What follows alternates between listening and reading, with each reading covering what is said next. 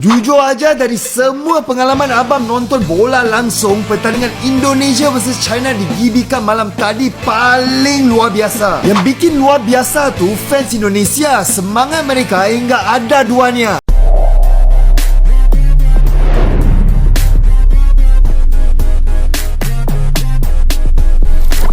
Yes! Woo! 1 gol! Tahniah aku ucapkan kepada pasukan Indonesia.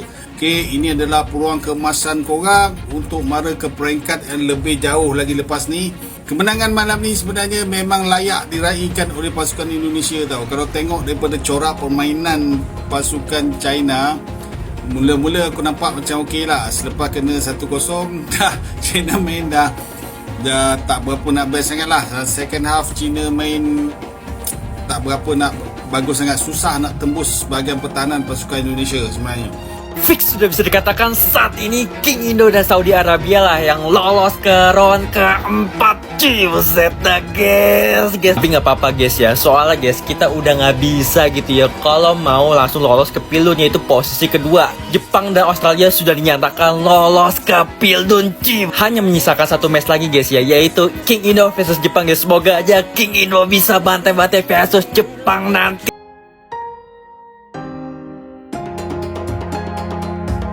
Stadion Gelora Bung Karno menjadi saksi sejarah besar ketika timnas Indonesia berhasil mengalahkan Cina 1-0 dalam laga kualifikasi Piala Dunia 2026 zona Asia.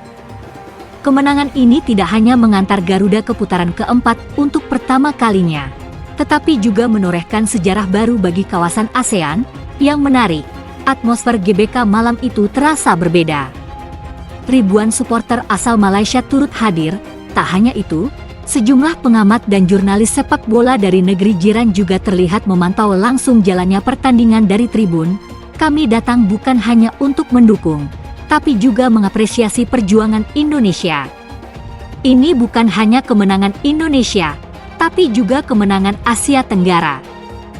Ujarnya, rela menempuh perjalanan udara dan darat berjam-jam. Para supporter Malaysia mengaku terinspirasi oleh semangat dan progres pesat timnas Indonesia di bawah asuhan Patrick Kluivert. Gol tunggal yang dicetak oleh Ula Romeni di menit ke-45 menjadi penentu kemenangan sekaligus membuka jalan sejarah.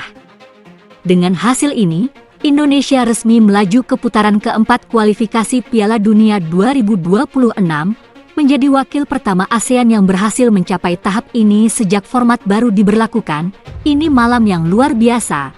Ini bukan sekadar kemenangan. Ini awal dari babak baru sepak bola Asia Tenggara, ungkapnya. Presiden PSSI, Erick Thohir, menyampaikan rasa syukurnya atas pencapaian monumental ini dan menekankan pentingnya solidaritas antar negara ASEAN dalam mendorong kemajuan sepak bola kawasan. Dukungan dari para saudara kita di Malaysia dan negara-negara tetangga menunjukkan bahwa sepak bola bisa menyatukan wilayah kita, ujarnya. Dengan penuh semangat dan optimisme, Indonesia kini menatap tantangan yang lebih berat di putaran keempat, namun dengan modal kepercayaan diri dan dukungan regional yang semakin kuat. Kemenangan timnas Indonesia atas Cina yang turut membuka langkah ke Piala Dunia mendapat pujian media Malaysia. 3 poin tambahan setelah menghajar Cina membuat Indonesia kini mengoleksi 12 poin. Hasil laga matchday 9 lainnya, antara Arab Saudi dan Bahrain, kemudian memastikan tim Merah Putih bakal lolos ke babak keempat kualifikasi Piala Dunia 2026. Kabar gembira buat timnas Indonesia juga tersiar di negeri jiran.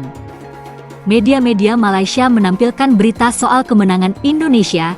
Indonesia menyalakan impian ke Piala Dunia, tulis berita harian online sebagai judul, Harapan ke Piala 2026 terus membara, ranking Indonesia naik, tulis Stadium Astro.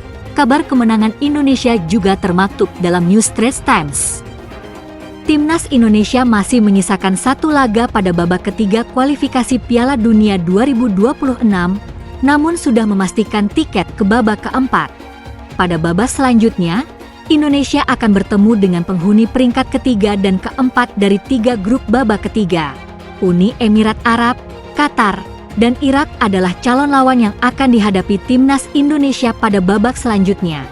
Selain itu Arab Saudi, Oman, dan Palestina juga memiliki peluang besar melaju ke babak keempat.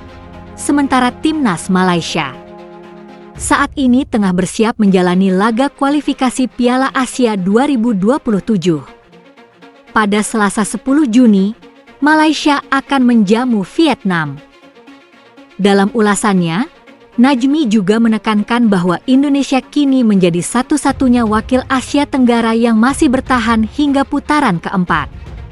Dengan torehan 9 poin di grup C, Indonesia menempati posisi runner-up dan resmi melangkah ke fase selanjutnya. Sejarah pun tercipta bagi Sang Garuda saat mereka menjadi satu-satunya tim Asia Tenggara yang mencatatkan 3 kemenangan dan akan menjadi tim pertama dari kawasan tersebut yang melaju sejauh mungkin dalam kampanye ini, tulis Najmi. Capaian ini sangat bersejarah bagi Indonesia, mengingat belum pernah sebelumnya tim Merah Putih menembus fase ini dalam format baru kualifikasi Piala Dunia Zona Asia. Dengan pencapaian tersebut, Indonesia kini mulai disejajarkan dengan negara-negara kuat Asia seperti Jepang, Korea Selatan, dan Australia. Meski sudah dipastikan lolos, timnas Indonesia masih menyisakan 1 laga terakhir di grup C melawan Jepang di kandang lawan. Pertandingan ini memang tidak lagi menentukan, namun tetap penting sebagai tolak ukur kekuatan Garuda menghadapi tantangan di level tertinggi Asia. Setelah ini, mereka akan menghadapi Jepang untuk pertandingan grup C berikutnya dan mengincar 1 poin, tulis Najmi dalam penutup artikelnya.